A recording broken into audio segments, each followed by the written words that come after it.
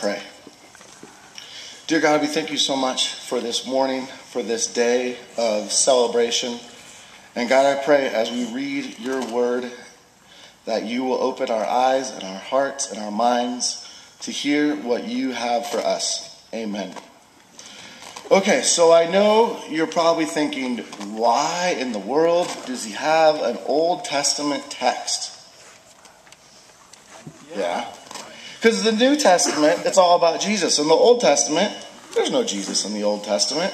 But if you hang on with me, I will tie it all together. So, think about this. The Israelites are at the bottom of Mount Sinai. So, here we are at the bottom of Mount Sinai. Okay? Now, who is up on top but Moses? Moses is up on top of the mountain, literally talking to God, receiving the 10 Commandments from him. Now, while Moses was up top talking to God, before he left, he even told them, I'm going to go up the mountain and I will return.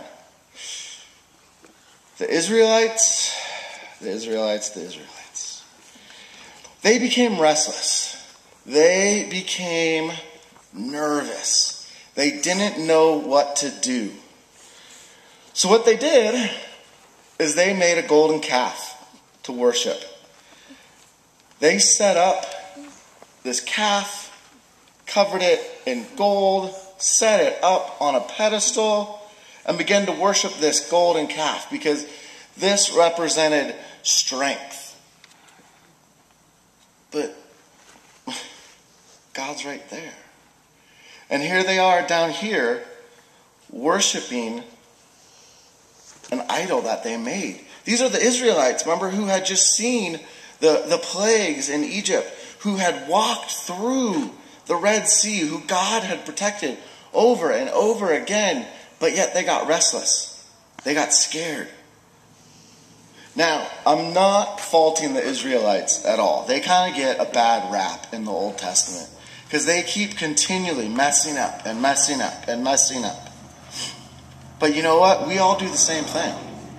It's in our sinful, broken nature that we want to trade the divine for the tangible. So the gods, the idols that we make, cars, houses, grades, accolades, and the list can go on and on for the things that we put in place to replace God. The tangible things that we worship. It's much easier to talk about your grades that you earned than it is to talk about what God is doing in your life. Now here's this quote I found from John Calvin, who's a Reformation theologian, who's always very dry and to the point. He put it this way, of what the Israelites were doing. As if there was any resemblance between God, who createth all kinds of food, and that stupid animal that feeds upon grass. I love it. Because it's so true. Here we have God. We have the creator, the protector. And we make a golden calf. Paul sums it up this way in Romans 1:23. And we can substitute that with we. Exchange the glory of the immortal God for images resembling a mortal human being, or birds, or four-footed animals and reptiles. So what gets in the way between you and our maker of heaven and earth? What things do you make that are tangible, that you can see, that you can touch? What are those things that get between you and God? So in the bulletin, we have a response that we're going to do after every little sermon chunk.